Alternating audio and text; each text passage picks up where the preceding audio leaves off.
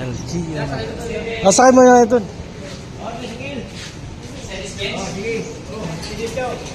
So yan po mga kaibigan, sasakyan ni Ate Pia. Kumboy na lang ako. Kasi yung harapan ng sa akin ang sasakyan, kaso hindi pwede.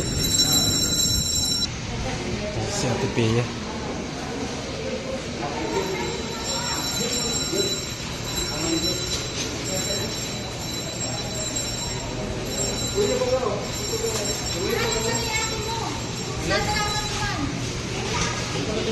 May pasok. May pasok kaya doon sa may kanila? Doon sa malapit sa kanila? Kaya? Oo.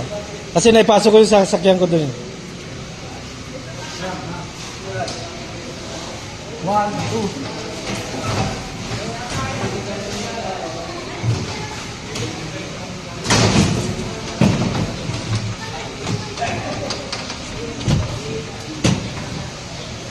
May talian pala yun. Talagang pandiyan pala yan, ano? Wala, talagang bubuhatin talaga sa Bubuhatin talaga, no? masakit talaga. Oo. Ganyan talaga.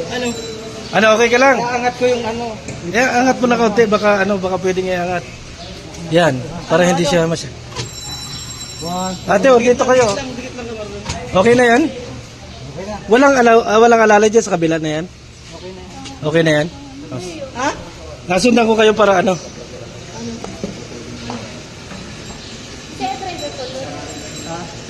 Oo.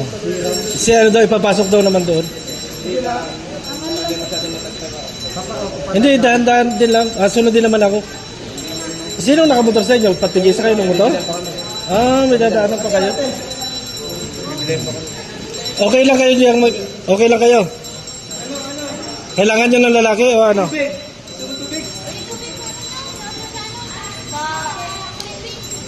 Pag kailangan ng mahinto ka lang, nasa likod man mo lang ako siguro.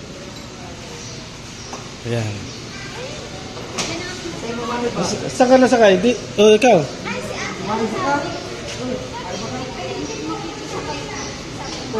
Magsakay ka dito magsabay. So, sige. Ano na rin ako. Tara na kayo. Dahan-dahan lang siguro sir na kaunti, no? Hindi naman tayo nagmamadali, no? Ayun, mga kaibigan, mga kalingap, tayo ay ongoing na papunta ng Pambuhan. Doon na tayo magkita-kita. No? Okay sir, thank you. Mamaya na pagbalik namin. So, ayan po mga kaibigan.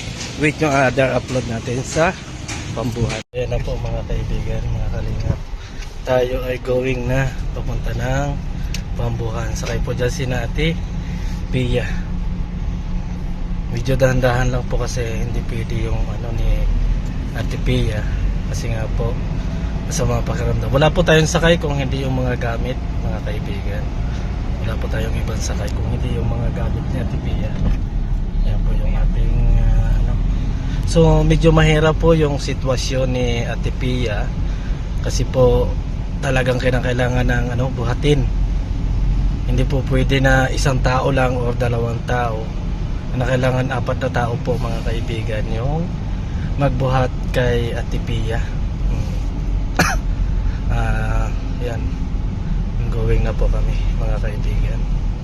Sabi ko sa driver kasi medyo dahan-dahan lang kami kasi hindi naman kami punta na ng hospital.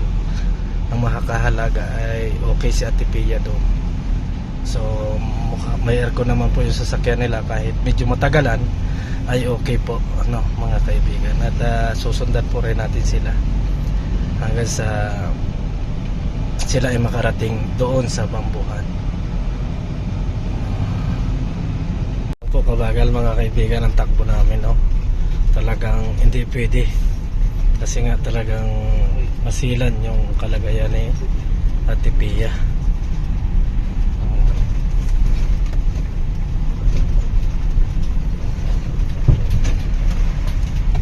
So yun mga kaibigan, mga kalinga po, kasi talagang napakabagal ang takbo kasi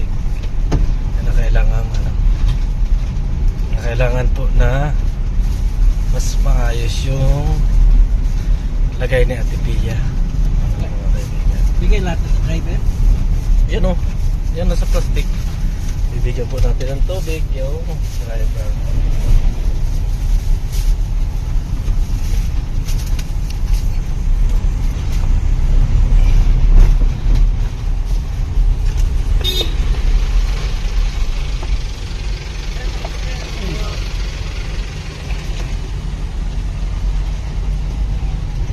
Nakapag-transport na po kami ng tubig mga kaibigan para kay na Ate Pia kasi mabagal po yung takbo, kaya kailangan makainom din sila ng tubig para paraan lang.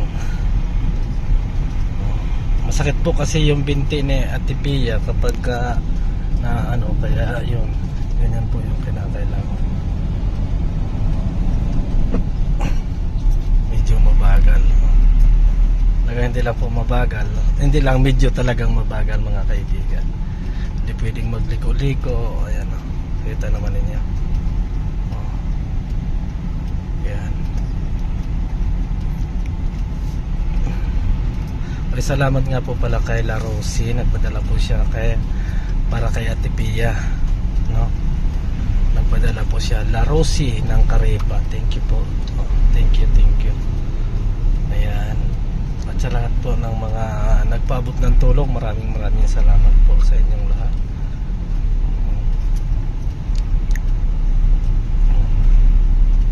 Bagal lang po yung takbo natin.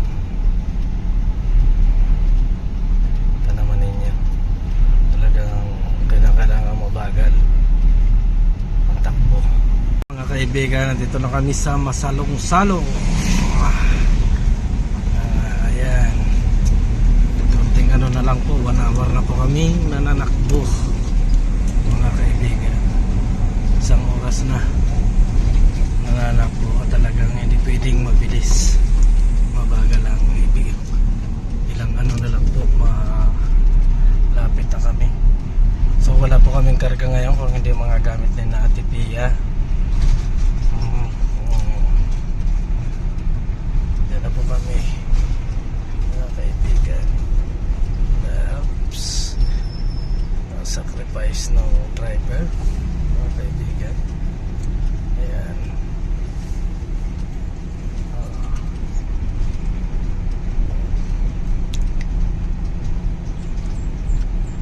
Okay, ito naman ninyo.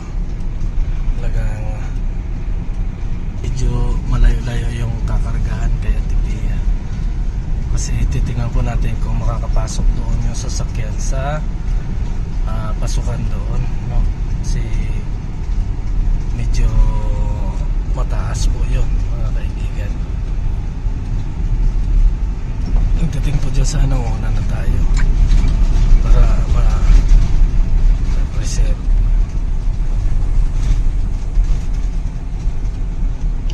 Ayan po.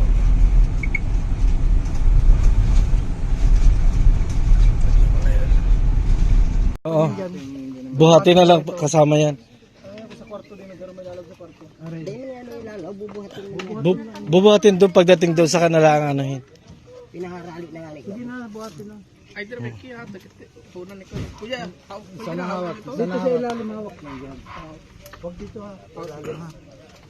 Isa dito sa gitna.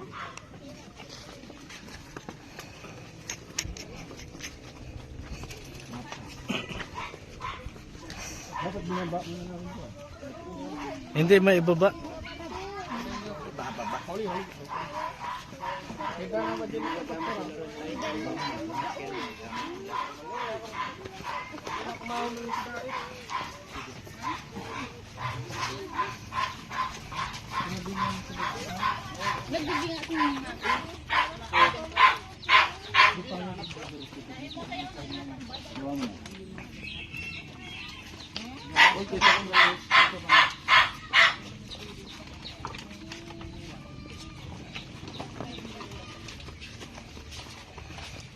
Tama yung dumi.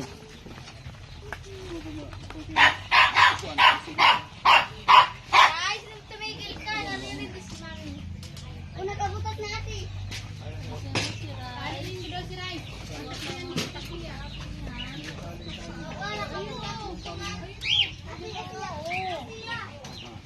Sana ano, siguro na lang, papatok natin ito. Sana sila. Ito na, katali na. Si Mama Rice, oo. Bawal magbaba, bawal. Bawal magbaba. Ayun na si Mama. Huwag ka! Asagay! Ano kaya, tigakot ko na nga ni. Hinakot ko na nga ni. Kasi siya siya. Ano yan? Gagawin mo kaya siya.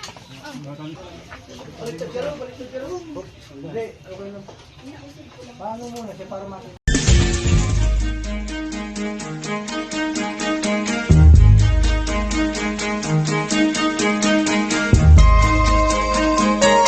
Ito ang palatuntunang tunay na lingkod bayan.